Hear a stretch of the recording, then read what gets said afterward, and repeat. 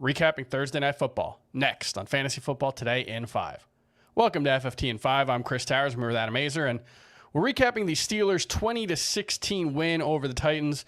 Weird, disjointed game, a lot of penalties early on. We had a couple of lengthy injury breaks. Treylon Burks' scary situation had to be carted off late in the game.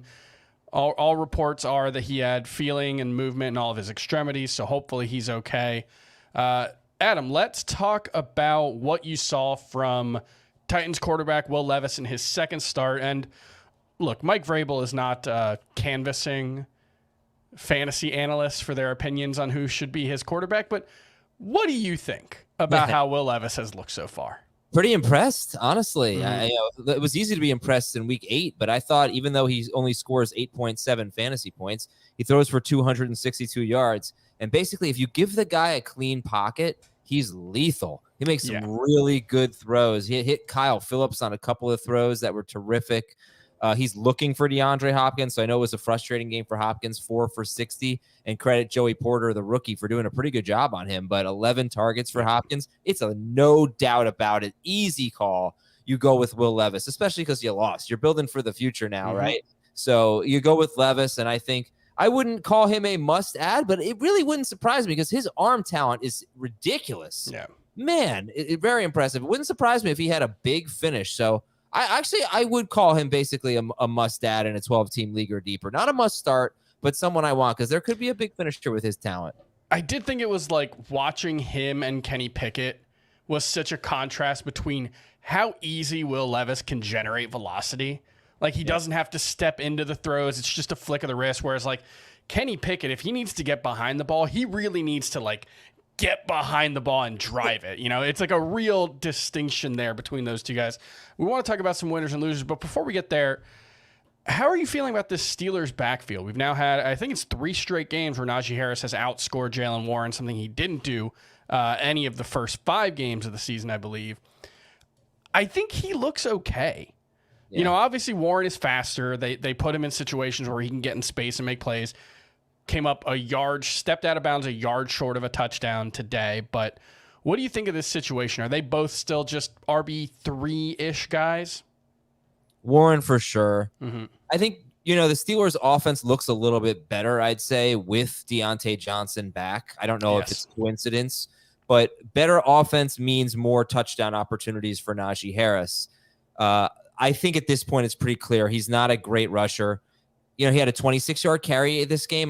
That was close to a season high, and he's just not gonna give you much more than that, right? Someone's gonna catch up to him. He's not super involved in the passing game, even though he was in week 8. So I would say he's pretty touchdown dependent, but he does always come in near the goal line. He takes Warren off the field. So that play where Warren stepped out, Harris came right back in. Exactly. I'd sell though.